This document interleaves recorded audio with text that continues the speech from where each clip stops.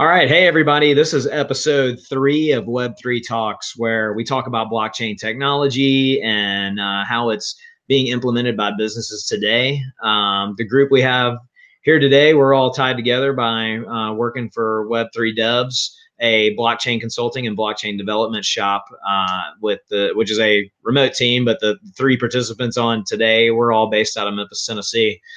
So the topic for today is, what is a hackathon? And I think this is a great topic for us to talk about, because recently we've all been hitting a bunch of hackathons this year as a team and as individuals and that sort of thing. And when I mentioned to people that I just got back in town from a hackathon, most of them don't know what that means. So the question is, what is a hackathon, guys? Yeah, I can see it in people's eyes. Like when I say I'm going to a hackathon, they think that basically we're like hacking into people's phones and stuff like that. But it's hack in the usage of the word, like just throwing something together very quickly. That's what the hack in hackathon means. So what is a hackathon? Typically they take place over a weekend. You'll start on like a Friday night, and there will be presentations on Sunday afternoon, and you'll have some kind of goal, or there'll be some theme to it or something like that. People form teams Friday night. They work sometimes all through the night, Friday and Saturday night. Aaron will typically go all night Friday and Saturday night. I'll sleep at least one night. But and we're talking about computer programming. I don't even know if we ever said that. Well, yeah, I mean, that's obviously, you know, one of the major things, but oftentimes what you have to do is make a presentation to kind of pitch the project you've built at the end of it. And it's a contest, so you want things to look really nice and to have a good, you know, a good pitch in the form of, you know, you identify a problem, you're solving that problem with your product, and then here's your next steps and things like that. So you definitely can have non-programmers on the team, but it's primarily about writing code. Yeah. Yeah, I've spoken to a lot of potential clients and clients who they want us to build something out, or they have an idea for a project. They heard that I won a couple hackathons this year. And they'll be like, what happens at a hackathon? And so even people who are in the space, you know, and ready to put money where their mouth is, still don't know what happens at a hackathon.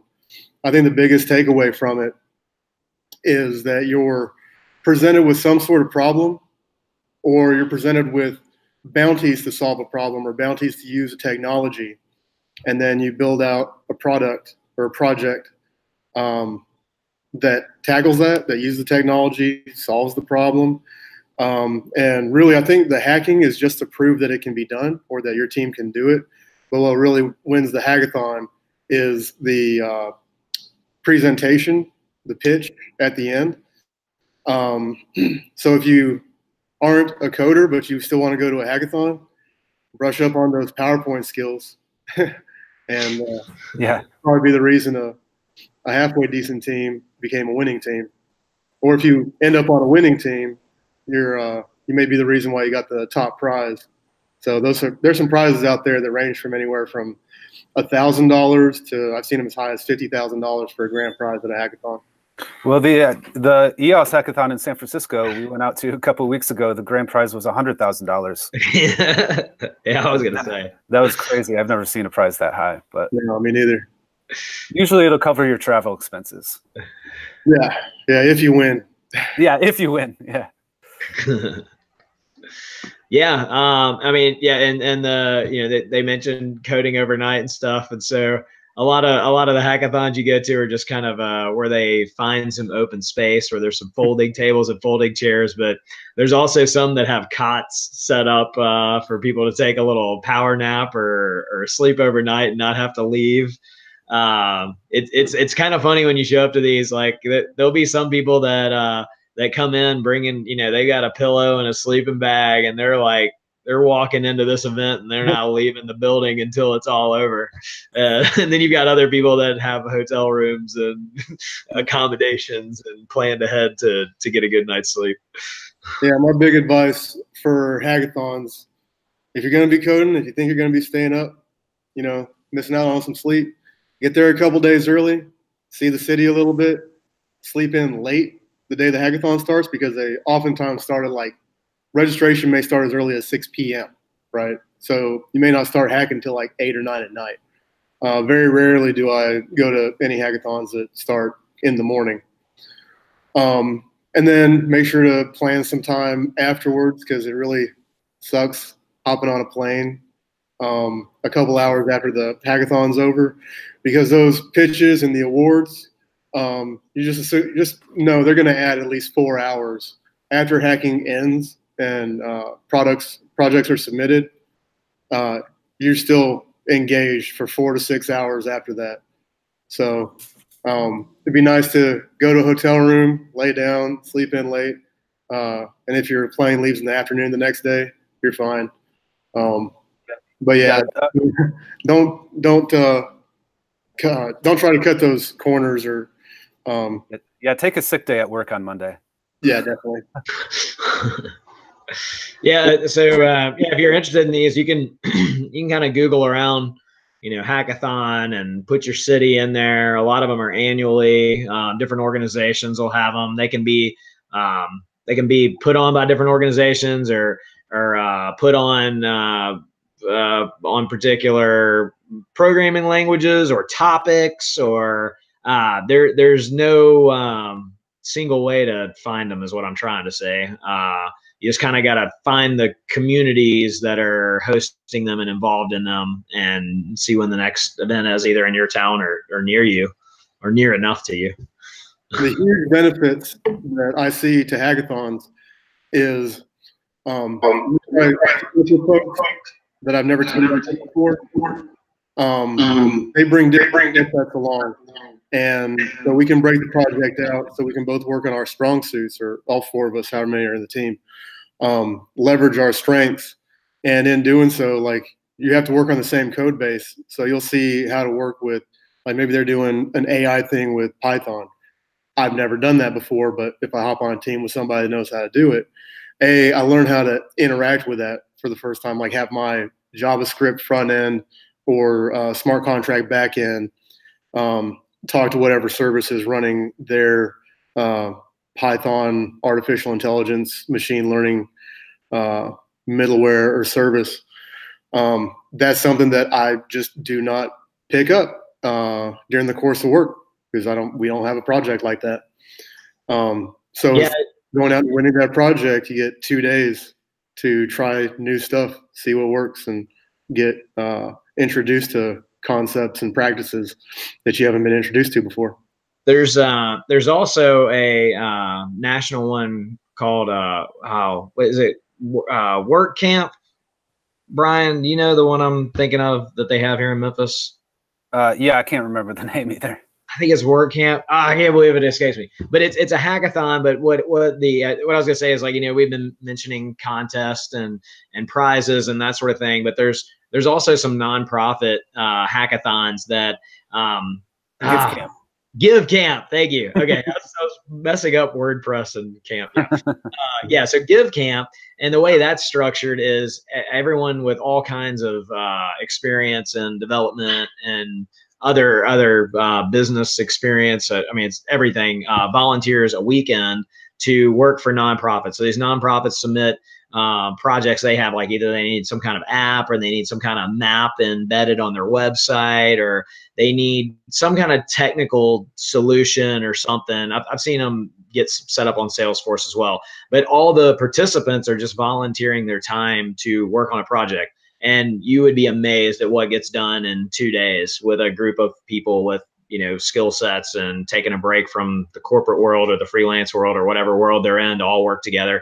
And a lot of them don't know each other. So what Aaron was saying about you learning stuff, like every time I participated in those, I always learned some new tool to put on my PC to take screenshots, or like all kinds of different tools and stuff. And you meet these people with all kinds of different talents too, to where in the future, hey, I've got a question about CSS. Oh, I worked with that person at that event, and you just ping them. And so it's like it goes beyond the prize money and all that. It really it expands your network in a different way than just meeting someone, because you actually work on a project together.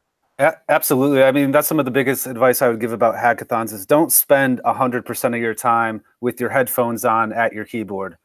like, yeah, spend 95% of your time doing that, but set aside some time to actually meet the people around you. You're going to learn new stuff, and you're going to meet interesting people. Mm-hmm. And for non-technical folks, hackathons and the people that are there are a different crowd than the conference attendees. Oh yeah. If you have a project you want to build, you got funding, or you want to start an ICO and raise funding, and you need people to do the work to build the product out, go to a hackathon, talk to the winners, talk to the losers, at the hackathons. Oftentimes the people that have bounties and whatnot are people who already successfully ICO'd, right? So talk to them for advice about how to ICO. Yeah, and show back up at like 3 a.m. on Saturday and see who's still there working, and those will be the people you want to hire. Yeah, or the people that have too much work already. Yeah. So I can't help you, man. I already work 22 hours a day. Well, great. So what's the next hackathon? Yeah. So what's the next hackathon we're going to? Is it at Denver? I believe that's the next one that I've got in my calendar, but I haven't looked for anything, and that's in February of 2019. I've got some conferences before then, but they're not hackathon structured events. Cool. And I also like it. Sometimes they'll do like a conference and a hackathon right at the same time, so you can kind of take a break from hacking and go see the conference side of things and stuff. Those ones are always pretty fun. Yeah, the Malta Blockchain Summit had the conference going on in conjunction with a pitch contest, in conjunction with a hackathon. I think the hackathon had like $50,000 in prizes. There were like 2 categories on the pitch contest, and the winner of each one got a check cut for $25,000 on the spot. So yeah, there are some like that. Now with F Denver, they had what, 1,400 people show up last year? Yeah, it was huge. Yeah, last year was huge for that. And now it's like, and now it looks like it's beyond Denver. They've got Fort Collins and Colorado Springs. Those are popping up with the promotional stuff I've seen so far with the event. So in Prague, when there was DevCon this last year, there were hackathons that popped up around it. Winding Tree had one about a week out. Status.im had a hackathon about 4 to 2 days out. So there may have been a break of like 1 to 2 days in between the end of that hackathon. And I'm not sure if there were any that popped up afterwards, but these big events do spawn off little hackathons around them. And those little hackathons, they're not little. They still have tens of thousands, if not hundreds of thousands of dollars in prize money associated with them. And you're going to see people there who are movers and shakers in the space, influencers, people who have been successful, people who are, currently striving for success, and in general, just very solid, strong character individuals. You don't show up there and see a bunch of scammers at a hackathon. You can see scammers at a conference. Advisors who won't really value, but they will charge you money. At a hackathon, I'm going to say my experience is 100% scammer free. Wow. You heard it here. We need to start a hackathon where that's the tagline. Like, 100% scammer free. Scammer free.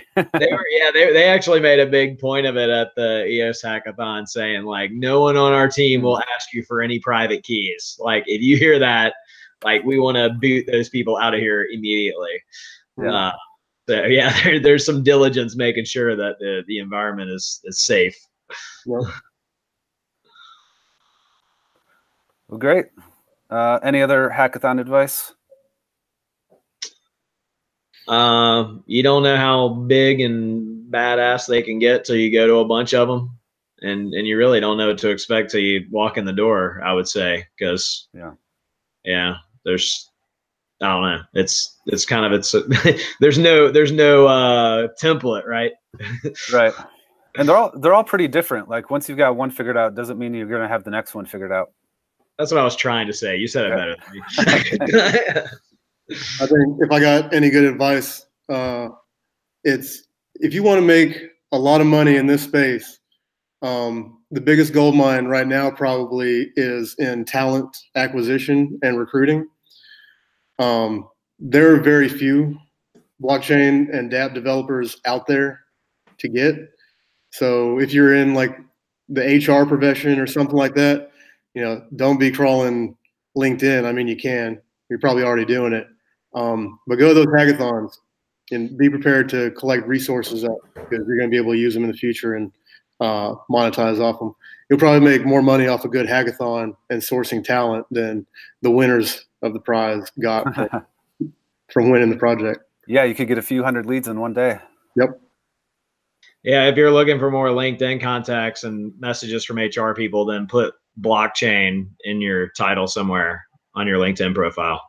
Yeah, you'll get them every day. There's a lot of HR people scouring for blockchain developers right now.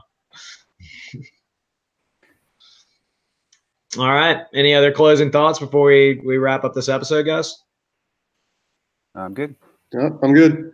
All right. Well, this has been episode 3 of Web3 Talks. And these are brought to you by web3devs.com. We do blockchain consulting and blockchain development services. So if you need anything in that space, let us know. And if you have any questions about hackathons or any of the topics we talked about before, drop them down in the comments and we'll get back to you there, or we'll shoot an entire episode on it, depending on what the answer to your inquiry might be.